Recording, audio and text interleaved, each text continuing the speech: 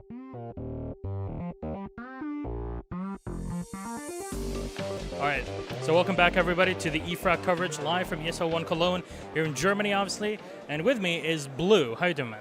Pretty good, man. Still pretty hyped to be here for my first major in Germany. Yeah, well, you're for a lot of people, you're the new kid on the block. You've been, casting previously, but before you moved to ESEA and then ESL Americas, can you explain to us how Blue became the man that's casting at the CS:GO major? Yeah, so a little over a year ago, I think it was like mid-March, I had been casting a game called Guild Wars 2, and I was starting to get bored with it, and I mean, at that time, sort of at the end of 2014, I was getting pretty bored with the game, and I started playing a lot of CS, because I had some friends that were playing it. I got more and more into it, kind of got enthralled by it, and when things weren't really going well in Guild Wars 2, someone I had actually met while I was doing Guild Wars 2 cast offered me a chance to switch over to Counter-Strike and cast that game, and I was like, well, we'll give this a shot, see how it goes, and I got like really good feedback right from the start, so I made that switch full-time and basically just went from there with the goal of trying to get as far as I could, and about a year later, well, I managed to get to the major, so it went pretty well. Yeah, think about that. Have you ever thought this would be like a pursuable goal, a dream in the future? And how much did it take you to practice switching from Guild Wars to Battlefield? It's my own stuff. Yeah, that's the thing. Switching from Guild Wars to CS. How difficult was it to relearn everything? So the thing is that I actually still have this problem, is that in Guild Wars there's so much going on at once, so you have to cast really fast. Now I transfer that to CS, it's a much more calm game in relation anyway. So I kind of carried over the fast casting thing, and that's what I got known for. It's still kind of an issue too, especially for people that aren't native English speakers. They might have a bit of trouble understanding me. But I switched over, and basically I just tried to work as hard as I could to get there, and I set myself a 6-month goal. If I can get this far by that point, then I'm going to keep doing it, see how far it goes, and if not, then I'll stop doing it completely and basically go back to school, because I was having a lot of issues with it. There was clashes of interest with my current schooling, but it ended up going really well, and I went from there, and I even got offered a full-time job a couple months back with ESEA and Total Entertainment America. So everything's been going great, and basically I'm just going to keep going out and see how far I can go. Yeah. Speaking now of the major, there's been a lot of NA upsets and upsets in general, actually. This has been pretty exciting major in terms of, the smaller teams like Flipside and such. What do you think was the biggest upset so far? And we are during the semifinals right now for people that have no idea where we're at. And what do you think really surprised you in terms of the plays? And who do you think is going to take it all if they can? Easily that Flipside versus NIP match had to be the biggest upset.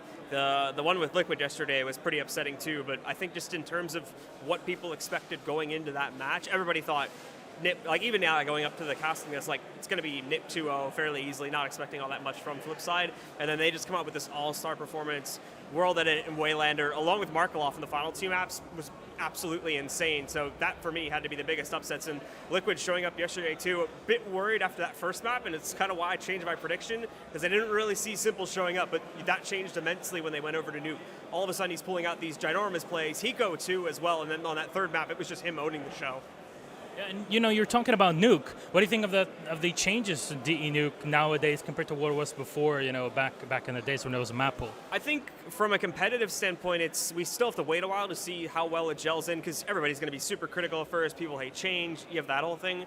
From a casting standpoint, it's still kind of iffy, just to work as a caster on that map, mainly because of the issues with the minimap. The biggest thing with that map is that there's the two levels to the map, basically, the A and the B bomb site, but the minimap's stacked over each other. So as a caster, you kind of rely on the minimap to feed for player positions and watch when combat's going to happen, and it's really hard to do that on that map right now, because you cannot tell the difference between the two bomb sites. It just looks like they're stacked on top of each other. If they were able to change it, just have a 2-layered map or something on the minimap, or even if we just pull out the control map and have it be separate on there, that would be infinitely better and make the map that much more watchable. I feel like Observers have that same problem too.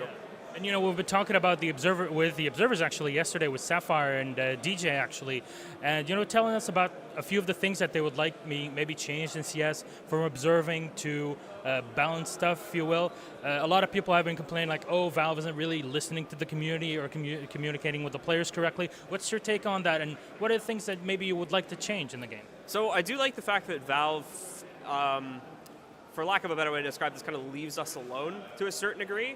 I wish they would be a bit more active, but not to the degree that Riot is, because then we run into the issues of where, all right, they're controlling everything, and if you say anything against them, then okay, you're out. But or at least that seems to be the process. But I still feel like there's a lot more Valve could be doing actively just to try and like moderate the community. Like we've had the whole like all the gambling scandals and whatnot recently.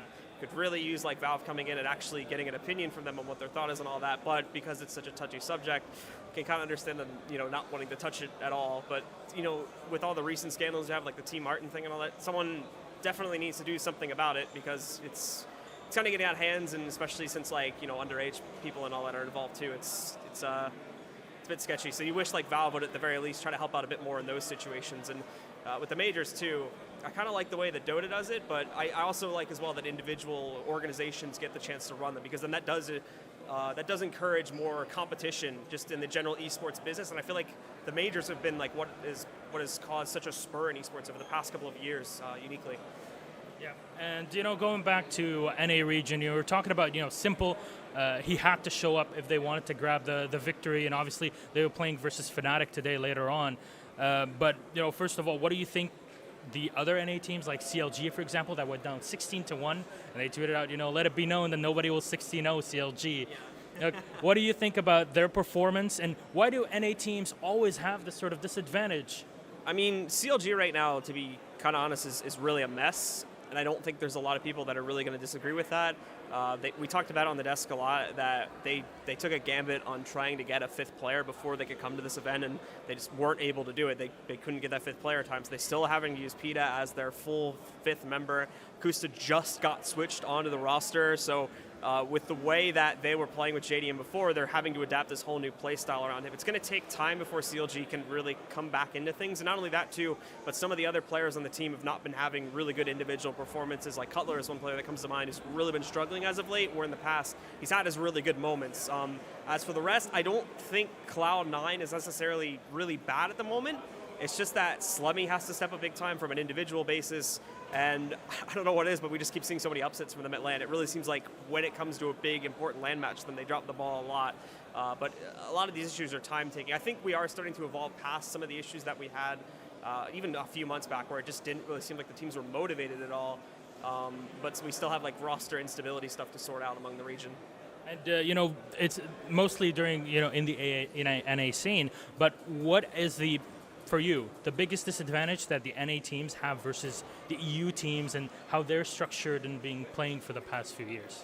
I think, first of all, it's a much. I still think there is, like I said before, we've kind of moved past the area where the teams may not be as encouraged, but I still feel like that's a small factor, but that's coming off of the past couple of months. The biggest thing as well is that for the bigger teams, this is different. Like you obviously have the big outliers in North America, CLG, Liquid, and Cloud9, just the three I'm going to name off the top of my head, that do very often get to play against top-tier European talent, so they get that experience and they're constantly evolving. But for some of the other teams that are still on their way up, such as like Selfless and whatnot, just to name another example, they're not.